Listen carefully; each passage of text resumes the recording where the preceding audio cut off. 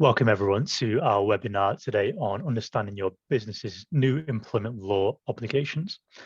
My name is Saeidul Haque and I'm a senior associate in the employment and health and safety team at LegalVision. I'm joined today by my colleague Lewis Njie, who is a trainee solicitor in the same team. Before we begin, a couple of quick housekeeping items. So today you'll receive a recording and the slides in your email, and you'll be able to submit questions as well in the chat box, which we'll look to answer at the end of this webinar.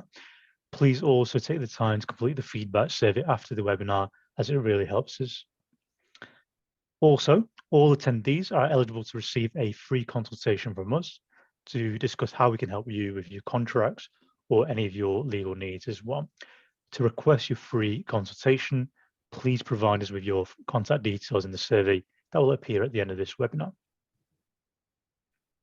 So today we will be discussing a few topics. So the first thing we're going to be looking at is the new laws that are being brought into place in the UK.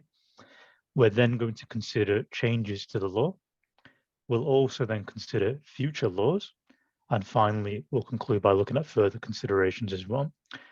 And as mentioned a moment ago, at the end of the webinar, we will also be looking to answer some of your questions. So please submit them throughout the webinar using the chat function, and we will answer them all at the end. And now I'll pass you on to my colleague who will speak to you about the introduction of new employment laws.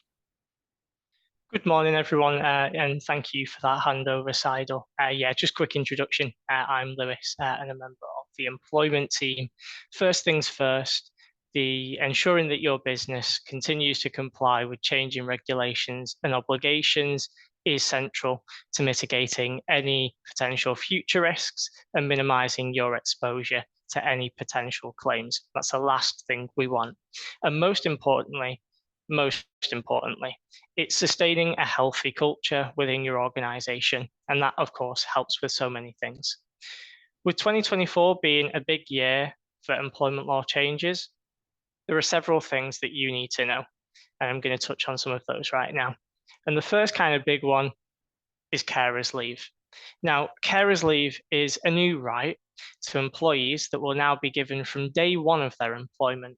And that will give them a statutory right to take carers leave. And this came into force on the 6th of April under the new Carers Leave Act. Now, a carer leave allows anyone who's classified as an employee to take time off to help a dependent who needs long-term care. Now, who is a dependent and who qualifies as this? Well, a few examples are a dependent includes a partner, it can be your child, their parents, or someone who relies on them, such as an elderly neighbour or a close relation within the family. And the way that this will work is that they'll be allowed to take a maximum of 1 week unpaid leave per year, which will be subject to a minimum notice. And that's just to help the employer. And this minimum notice is either double the amount of time that they've requested off. So if it's 1 week, it will be 2 weeks, or 3 days, whichever of the two are greater. So if they only needed 1 day off, they'd have to give 3 days notice based on that. The key takeaway, though, is that an employer, will not be allowed to refuse this request. And that's the really important thing, because we can't reject this. What we will, however, be allowed to do is postpone it. And you'll be able to do that if there are grounds that you believe that it may seriously disrupt your business operations. And this is particular for kind of smaller businesses. Employers can also pay for or extend this time at their own discretion. And I'm sure over time, we'll begin to see this follow through in things like staff handbooks and company policies. The next big topic of this year, and it will be coming from October, will be the obligation to prevent sexual harassment in the workplace. And this is going to come as an amendment under the Equality Act. And this is where we already see a lot of those obligations on employers to their employees with protected characteristics. And from October, employers will now become liable if they don't take reasonable steps to prevent sexual harassment from occurring in the workplace. And this is really important because the main thing here that we will be looking at helping as well as everything else is it's irrespective of whether an event has happened or not. It's about having evidence of a policy or a company-wide effort that steps are being taken to prevent this in the first place. And that's the really important key here, because what this brand new change will allow employees to do, it'll allow them, in short, to report their employers to the Equality and Human Rights Commission at any point if they cannot see that preventative steps or effective policies have been put into place. And I think the big takeaway from this is that it basically means that even if sexual harassment hasn't occurred in the workplace, if there's an absence of that policy or a company-wide effort, you could find yourself being reported by your employee for not taking those effective steps in the first place. Of course, what can come with this is a failure to comply with this incoming law could see compensatory awards. And as we see in the tribunals, when they add their uplift, we could see up to a 25% uplift to any compensatory figure, which means that this could get very expensive for employers who haven't got those preventative steps in place. Following on from this, we also have a huge change in the hospitality sector, and that change is the ban on withholding tips. And this is really important, and this will be coming into force in October of this year, and it is a completely new act, the Employment Allocation of Tips Act for reference, and this piece of legislation will be aimed at preventing employers in the hospitality sector from withholding tips from its employees. And once in force, what this will do is it will see employers having to follow steps if tips are paid on more than an occasional and an exceptional basis. So how can we see this steps in action? Well, there are a few examples of this. For example, there will be things for the need like a written policy outlining what will happen with the allocation of those tips and how they'll be fairly distributed amongst employees. You'll also need to keep a record, and this is really important because you'll need to keep a record of tips and service charges over a 3-year period. So you really need to be taking into account what are you accumulating in that time and making a really good effort to store those safely. Further to this, there's also a right to request, and this is an employee's right. Under the new proposed act, they will have this brand new request to see these records that you've been keeping, and that a response to the request should be provided within 4 weeks. And the big one here for you as an employer is a breach in this rule may lead to a tribunal claim. And tribunal claims, of course, can have compensatory awards, and in this instance, it can be up to £5,000 per claimant. But the real big thing here, and I think this is going to be interesting to watch play out as it comes into play, is the tribunal will also have the power to make an employer pay the tips to other affected workers in the same situation as the claimant, even if they're not the ones who have brought the claim. And that's really important because what you could see, for example, is a claimant, an ex-employee making a claim and actually affecting a team of 6, and you could actually end up having to pay compensatory awards for all of those people, irrespective of who the case was against. However, there are some exceptions to this, and this will be informal cash tipping, where a customer directly pays a worker a tip. This will generally fall outside of the legislation, but again, this will be something to watch as time develops. Every year, following on from this, we see the change in the minimum wage. And this year in particular, we've seen some special changes. And those changes are the removal of the 23 plus bracket. So what does this mean for you? So from the 1st of April this year, employers should be aware of the increase in minimum wage and really make sure that they're ensuring that their company complies with this. But basically, there are several tiers to the way in which the minimum wage is split.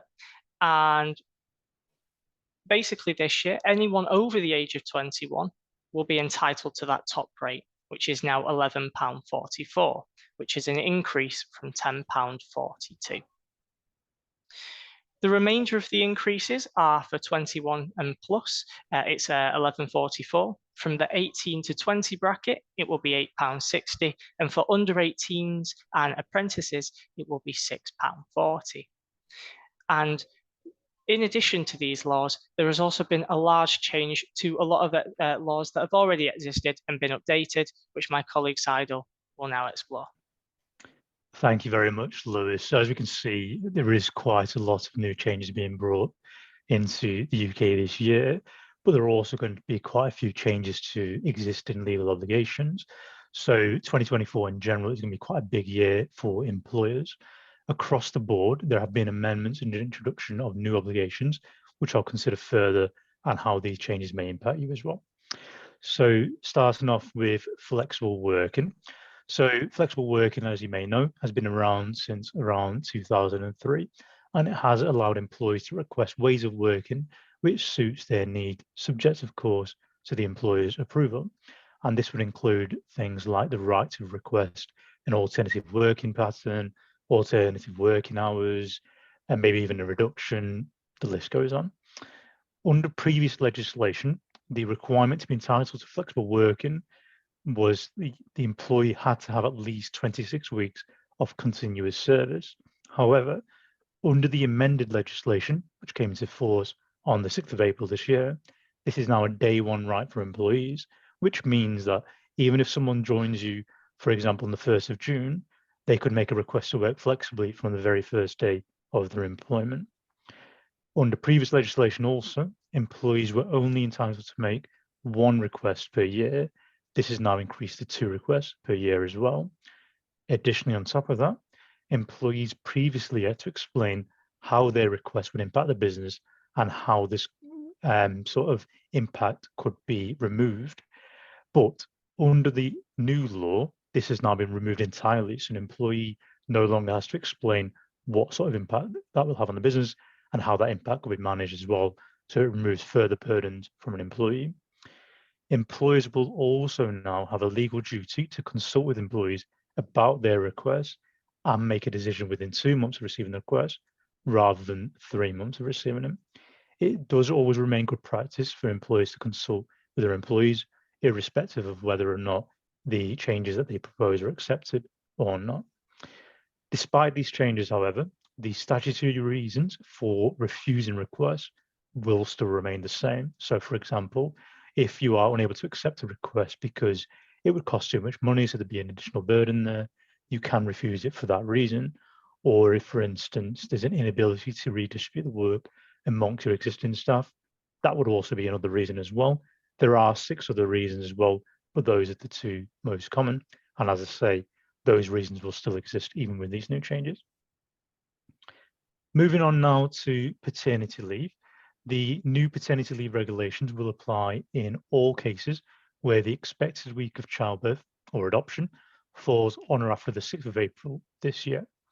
The change will now essentially mean that parents can split paternity leave into 2 blocks of 1 week at any point in the first year after the birth or adoption of their child, rather than the existing practice, which is basically to take leave in one single block of 2 weeks. So ultimately, we can see there's a lot more flexibility for employees in this respect. Additionally, and quite importantly as well, the notice period required for taking paternity leave has actually been shortened quite dramatically. So it is now 28 days notice that an employee needs to give instead of 15 weeks notice before the expected week of childbirth or adoption, which was the case previously. So as I say, that is quite a significant drop.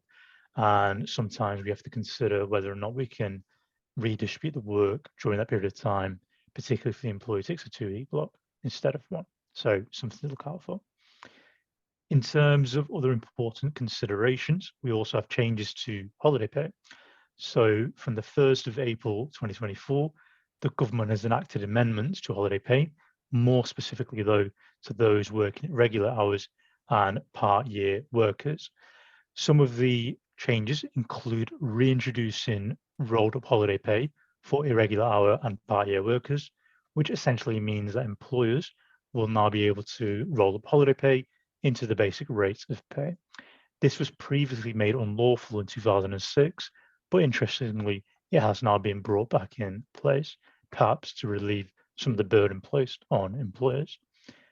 On top of this change, the government has also reintroduced the calculation of holiday entitlement as 12.07% of hours worked, again, only for irregular and part-year workers. These changes will not apply to those who work full-time or part-time hours on a regular basis. It's more for those who have a casual work arrangement.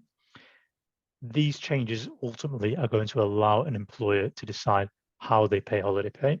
So you can either continue the method that you're currently using, or you can elect to roll up holiday pay in line with these new changes as well. With family leave, there are also some interesting changes being made in respect of this. And again, these changes were made from the 6th of April this year. Essentially, what these changes mean is that anyone who takes any type of family leaves, so for instance, maternity leave, paternity leave, it could be parental leave or even adoption leave, those types of employees will receive enhanced redundancy protection if their role was ever placed at risk of redundancy. And essentially what it means is if their role is at risk during a period of time that they're on leave, then yourself as an employer would need to prioritize these employees by offering them any suitable alternative jobs before any other employees that are at risk. So those are employees who are not taking any sort of family leave. So specifically, when we look at maternity leave, the protected period will start when employees notify their employer that they are pregnant, and it would end 18 months after the birth of that child. So as you can see, that is quite a big obligation there on employers. It's similar also for adoption leave in the sense that from the date the child is placed with the adoptive family, the family is protected for 18 months after that date. And with parental leave as well, the protected period starts and the date shared parental leave is first taken and again ends 18 months after that, unless the employee benefits from maternity or adoption leave protection instead. So minimum service levels during strike. So this is an interesting one which may have affected you in some way over the last few years, mainly because of COVID. And what the government has basically done is they've sought to minimize the impact of strikes just generally on the public. So what they've done is outline incoming regulations which will impose minimum service levels, and they'd be delivered in 6 key sectors of the UK economy at times of strike action. So for example, that will include the health services, including the NHS. So you may have seen, for instance, junior doctor strike in there. We have the fire and rescue services. We have education services, including teachers. We've got the transport services, which again, you might have come across the strikes that are happening pretty much monthly with train operators. And we've also got the decommissioning of nuclear installations and management of radioactive waste and spent fuel, and also border security as well. Essentially, the effect of a new bill, which is the Strikes Minimum Service Levels Act 2023, is to restrict the protections that trade unions and their members enjoy when they engage in strike action. And the employers in these key sectors will be able to issue trade unions with work notices that essentially sets out which trade union members in their workforce will be expected to work during times of strike and what work they must do as well in accordance with the minimum services level set during times of strike action. Trade unions and individual members ultimately will lose their protection if they fail to comply with this new legal obligation. Currently, minimum service levels have come into effect for the NHS, ambulance services, border security, fire and rescue, and railway services as well, but the implementation dates of the other sectors have not yet been announced and come into force as of yet, but we should see this develop throughout the year as well. Now, in addition to these changes to existing laws, there are also further obligation risks to look out for in the foreseeable future, which I'll pass on to my colleagues to discuss further.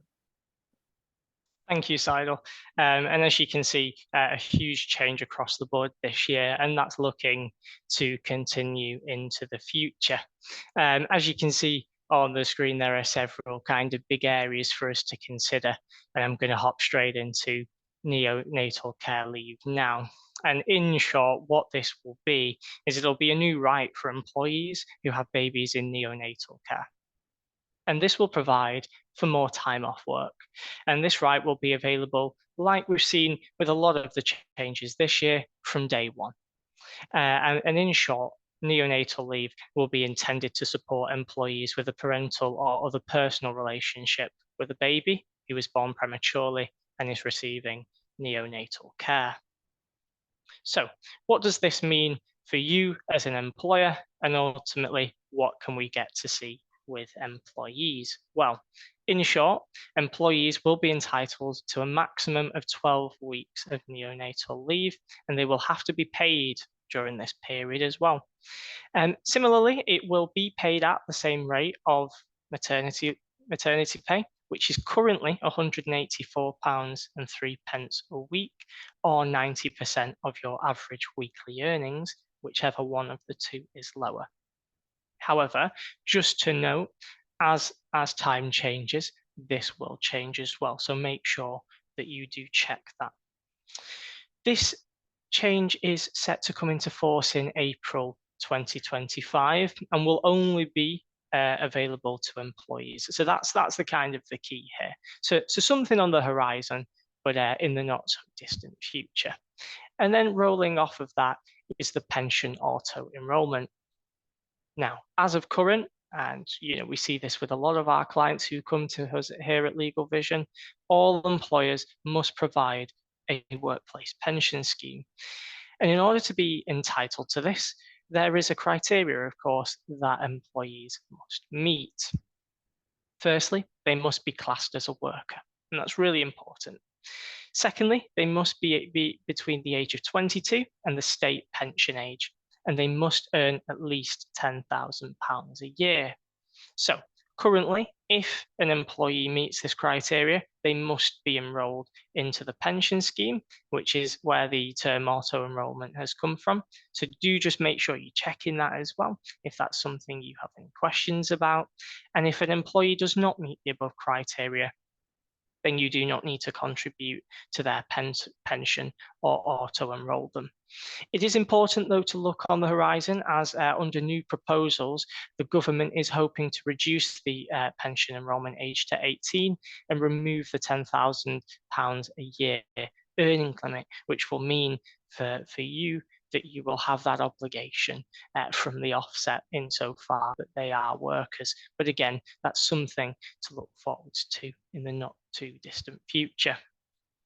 Following on from that, and this kind of has come off the face of a lot of criticism from P&O Ferry's decision to suddenly fire over 800 of its employees.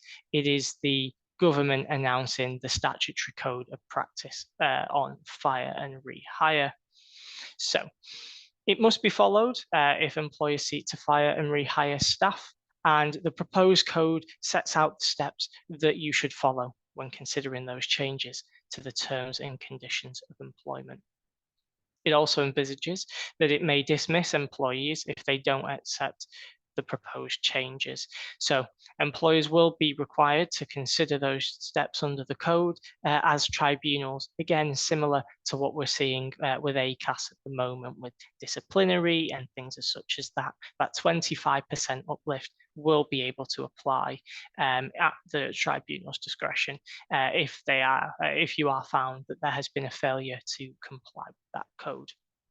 So really, really important there to prevent any future claims. Following off the back of that, we have TUPE, and currently there is an exception which allows, but does not require, micro businesses with fewer than 10 employees to opt instead to inform and consult directly with affected employees. So what does this mean? Well, previously, information and consultation under TUPE would need to take place with an appropriate representative of the employees affected by the transfer. However, under new amendments, which are due to take place on the 1st of July 2024, the scope where businesses can consult directly with employees rather than representatives or trade union representatives has been widened. And this has now been widened to instances where businesses with fewer than 50 employees and small transfers where the number of employees transferring is fewer than 10. And effectively, this widens the micro business exception to slightly bigger businesses and just really focuses on just increasing the numbers ever so slightly. However, there is one caveat to this, and that is you will be able to do the above so long as there are no employee representatives in place already. So that's really important. And if you are considering that again in the future, do make sure that you don't have any representatives in place if you're looking to be able to enjoy this. But with the employment law landscape set to continue and change, it's obviously going to impact more areas and have more obligations for you. It's important, therefore, to consider other considerations which may come into play in the more medium term. And my colleague Saeidul will now talk to you all about that. Thank you very much, Lewis. So there are certainly a lot of obligations we can see there for the future, and there are also additional employment law considerations that could potentially become a law in the future, which I'm going to consider now further. There is no definitive period as to when these will occur or if in fact these will ever be implemented, but it's just something to consider further. So firstly, starting with the menopause. So the Equalities and Human Rights Commission has updated its guidance on women experiencing menopause and what employers should be conscious of to ensure they are complying with legal obligations and not putting staff at risk. So specifically, employers should consider the Equality Act because the menopause could be considered as a disability under this Act, and therefore employers may have a duty to make reasonable adjustments for their staff. So that could be, for instance, changing working hours, working patterns, maybe in relief of some duties as well, whatever may be needed to make the environment more comfortable for that particular individual. It would also include protecting the staff from discrimination, harassment, bullying, or victimization in the workplace as well. Employers can further support staff members going through the menopause by considering changing working arrangements, such as allowing later start time, as say, maybe even longer rest breaks as well. And managers could also be trained on understanding how the menopause affects employees and its impact, and how to encourage staff to raise any concerns that may have as well in relation to that. Creating a menopause policy is ultimately what may be the goal for most businesses, which will allow staff to understand what sort of support is available to them and what they can do if they are going through the menopause itself. Moving on to restrictive covenants. So restrictive covenants in general are quite key to protecting legitimate business interests, and these restrictions can apply post-termination and can prevent a departing employee from doing various things. So for instance, we can prevent any sort of solicitation, so preventing an employee from approaching a client or even potential clients. We have a non-dealing clause as well that could prevent an employee from providing services to a client or, again, prospective clients for a period of time. We can also look at non-poaching, which prevents an employee from attempting to steal clients or even perhaps employees, and non-compete clauses, which ultimately prevent an employee from joining a competitor as well. All of these types of restrictions would need to have an expiry date of some sort, and typically we're looking at 3 to 12 months post-termination. Following a government consultation, it has now been confirmed that a statutory cap of 3 months will be introduced specifically on non-compete clauses in employment contracts. The implementation date for this is currently unknown, as well as whether or not it will apply to just new agreements or existing agreements as well. So that clarity is yet to be given. The most important thing here is that although this cap will be brought in, it will not apply to non-compete clauses in other agreements, such as contractor agreements or a shareholders agreement. And in addition to that as well, it will also not apply to other types of restricted covenants, such as the non-dealing clauses or the non-poaching clauses as well. A 4-day working week is something that has been on the mind of many businesses, and it is becoming more and more prevalent as more and more businesses look to work in a flexible manner. And in short, a 4-day working week could entail employees working less hours on the same terms, including their pay, or increasing working hours during the 4 days that they work. A trial has been carried out by the UK government into a 4-day working week, and many of the businesses that participated in this trial have continued this pattern because they found a few important factors. So firstly, they found that it helped with employee retention. So post-lockdown, employees' priorities are shifting, with many citing welfare and a work-life balance as being more important than financial incentives. So to retain employees, the businesses that underwent the trial found that they're more likely to stay if they were given the freedom to work a 4-day working week. They also found that it improved workplace equality because it provided those with childcare or carer responsibilities with an increased ability to manage their time and their responsibilities around work, thereby increasing equality as well. The employers also found that it had an impact socially because it gave the employees an opportunity to choose to spend their day perhaps volunteering or pursuing other social or charitable matters, with one survey finding that 25% of employees used their additional day that they had off to undertake voluntary or other work as well. So as we can see, it can wider society as well. The other benefit the employers found in the trial was that it had an environmental and cost benefit as well. Specifically, there was a reduced carbon footprint because they were less likely to have to commute to work, and the cost for both employers and employees was less because of a lack of commuting to work, and for some also they were able to save on childcare costs because they were able to work flexibly around their work.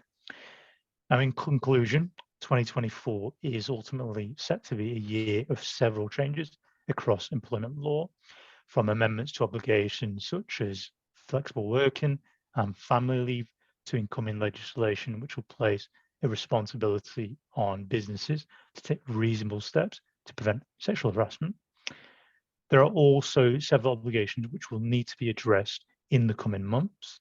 We understand that these changes can, of course, be overwhelming and technical, but hopefully today's webinar has lifted some of these complex topics and simplified them into bite-sized action points for better practice as well.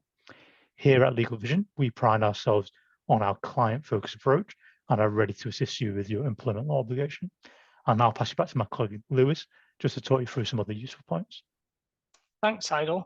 So that concludes the main part of our webinar, and you may find the publication shown on the screen about how to hire and inspire in the UK useful. If you'd like to find out a little bit more about that, just go ahead and scan the QR code.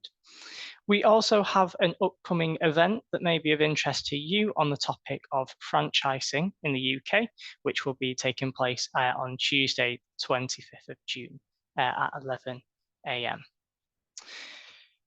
We're going to answer your questions shortly, and I can see that we've got a few, so thank you to everybody who's taken the time to submit those to us. Whilst you continue to submit them, we'll tell you just a minute to tell you all about our LegalVision membership. So by becoming a LegalVision member, your business gets unlimited access to our full team of specialist lawyers for all your business as usual legal needs. It's almost like having your own in-house counsel for a fraction of the cost. And our team can assist you with unlimited document drafting and reviewing of business contracts, unlimited legal advice consultations, and unlimited domestic trademark registration, and much, much more. To learn more about how our membership can help you, request a free consultation and provide us with your contact details in the survey that will appear in an email after the webinar. And now we will answer some of your questions. Saeidul, I can see that we have a question about carers leave. Should we delve into that one first? Yeah, thank you very much, Lewis, for that. So I can see that we've had a question about whether or not employers have to pay for carers leave. So that is quite an important question. So ultimately, employees who opt to take carers leave will have a statutory right to take a reasonable amount of unpaid time to deal with an emergency involving independent. And this would include situations like a breakdown in existing care arrangements. Now, some employers may offer contractual paid leave for care and responsibilities as part of the sort of company as any sort of employment policies and benefits package that you have as well. But ultimately, it's going to be down to your discretion as an employer, and it could be determined on a case-by-case basis. So really, in summary, while there are provisions for unpaid leave, there is no legal obligation for you to actually provide paid leave specifically for employees rather with care responsibilities. It really depends on your own individual policy and whether you want to pay for it or not as well. I can see that another question is just coming as well about policies and whether or not we have any links for sexual harassment policies or process requirements. So again, that's an interesting one. I mean, the first thing I would suggest is to visit ACAS's website, which is ACAS, and they would have a lot of useful information about sexual harassment and preventing it in the workplace. But really what you need to have and make sure you have is a written policy detailing how an issue could be raised and what sort of measures you would take if an instance of harassment was to arise in the workplace. So whether that would be a grievance, whether that would be a disciplinary matter, or whether it could even involve your whistleblowing policy as well. But the first thing I would do is recommend going to the ACAS website, taking a look through that, and also when you get the email at the end of the webinar to provide your feedback, also utilize that to book in a free consultation with us, and we can consider it further as well. I can see that another question is coming as well, Lewis, about sexual harassment as well, actually, if you want to take that one. Yeah, absolutely. Thank you, Saeidul. The question is, what are the reasonable steps that an employer can take to prevent sexual harassment in the workplace? And this is a really interesting question. With a requirement of kind of reasonable steps being placed on employers, the main question is going to be, what are reasonable steps? And secondly, how can they be taken in order to prevent the risk of non-complying? And that's kind of the important thing for you running a business. So on a very basic level, the expectation is that employers will implement a prevention of sexual harassment policy, which my colleague Saeidul just nicely touched on. And this will seek to not only outline how you may report such an incident, but also what mechanisms will be in place to prevent this from happening. So what do we mean by mechanisms? Well, it could include allowing those who suffer an incident in the workplace to have a place to speak to a nominated individual, or consider formal steps to raise the issue, for example, through a grievance procedure. It might also include the disciplinary process and the consequences should an instance of harassment arise. So if we do see that happen, and the policy can obviously allude to the disciplinary policy, and for example, the individual can be sanctioned under that in the same way as well, that you may consider having a safe space, if you will, for victims of that to come forwards and be able to speak to you about that. Additionally, the creation of clear and accessible reporting channels. And again, this is all just to make a safe space where victims can freely make a disclosure and provide training and awareness as well to ensure that the workplace is educating and signposting staff where need be. And that's really important here, because ultimately we want to minimize this as best as possible. And as always as well, the huge implications are if you're not implementing these things and showing that company-wide effort and having a policy in place. If there is a claim, you could, of course, find yourself in the tribunal with an award being made and subject again to that 25% uplift. Just following on from that as well, I can just see that we've got another question, Saeidul. It's just going back to the point that you made on restrictive covenants. Do you want to take that one?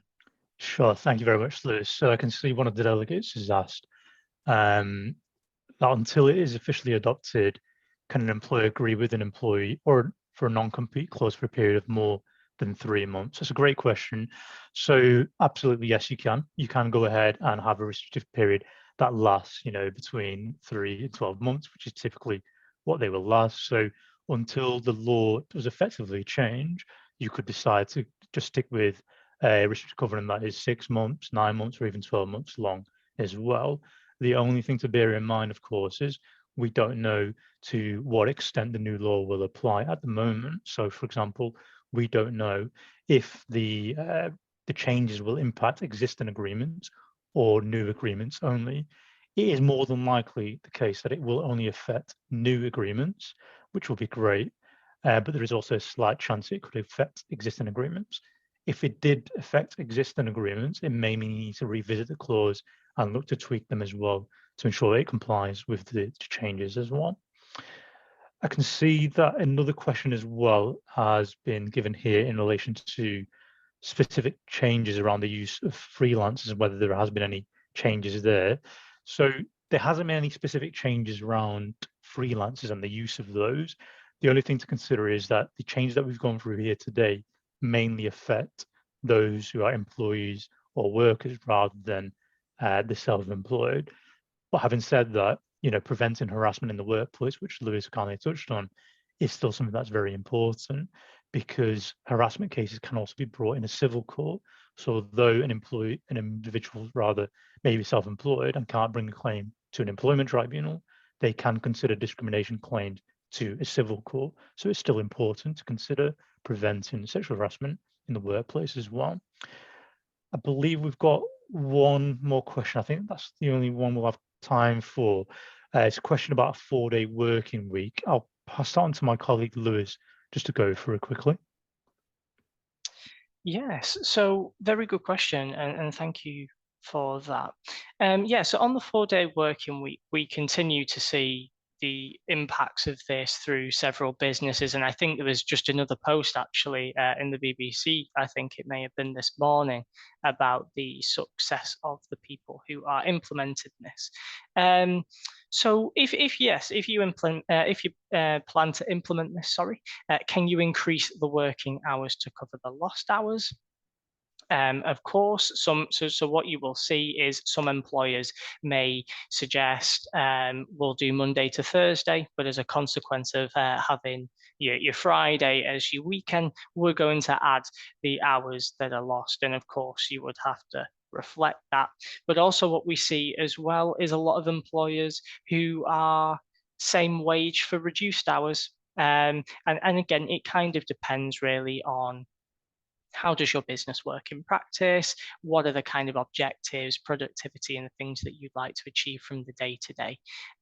So that was a really good question. But yeah, in short, absolutely. You can increase the working hours. So if you do an extra 2, for example, or an extra 1, I'm not sure how the weekly schedule works, but as long as that's reflected in the salary, that's absolutely fine.